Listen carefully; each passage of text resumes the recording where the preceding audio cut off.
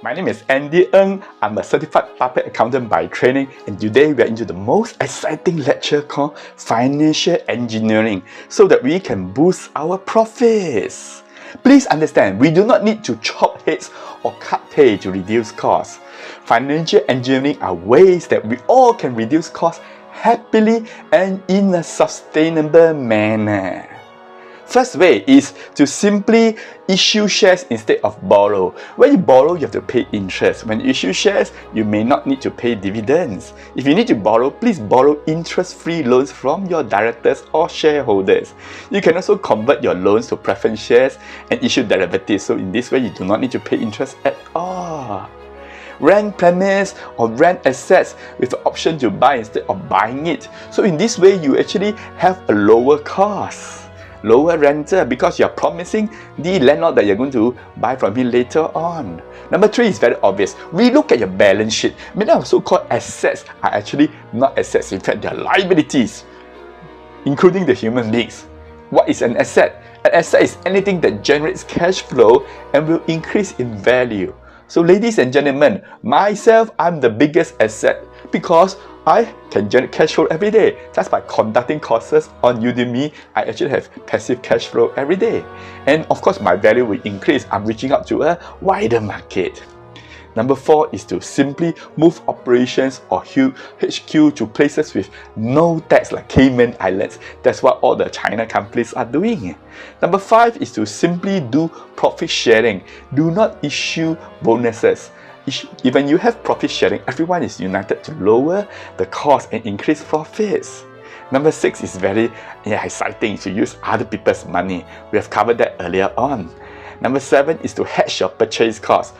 Number 8 is to simply use online more. So when you use online, you are actually going to the world of internet and you can see lots of competition. Of course, your cost will be lowered. Number 8 is to split your company into many companies to take advantage of the tax cost. You need to consult your accountant to do that. And if your accounting policy is not in knife industry, you can change it so that you will reduce your expenses like your depreciation costs. Sale and lease back is the most common way. That means we actually own an asset. Now I sell it away, I realize cash, then I rent it back. So I turn my asset into cash and then I use this cash to generate more profits.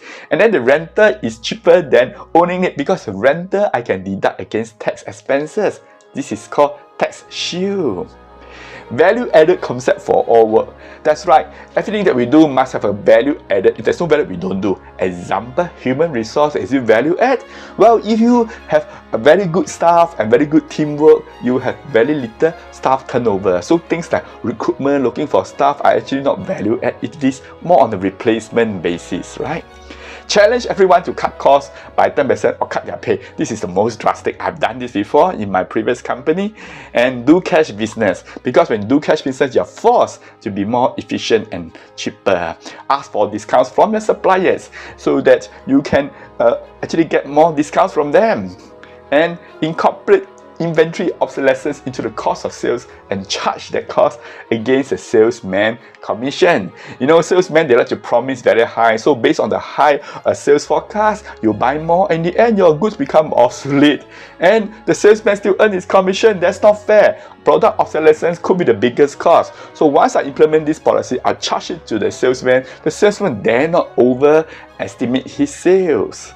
Of course, another way is to increase my inventory turn. So I make my inventory turn faster by having more sale, and I package more services into my product. I can even charge a fee for creative ideas as well. For example, we actually sell this thing called a hardware, but this hardware we actually have a service. This service is very creative.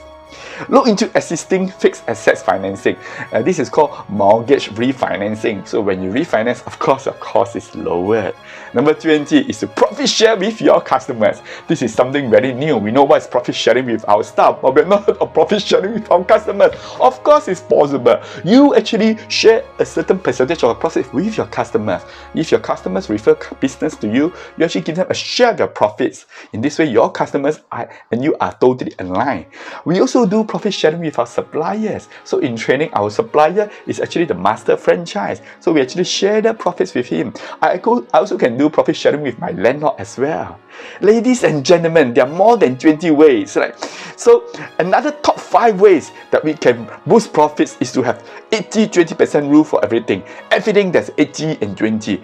The top 80% of things are only done in 20% of the time. So I just focus on 20% of the time. Actually, I generate 80% of the value. And I know there's such a thing called financial analysis. Analyze the figures, which I covered that in the subsequent lectures. Keep more scores, also in the subsequent lectures.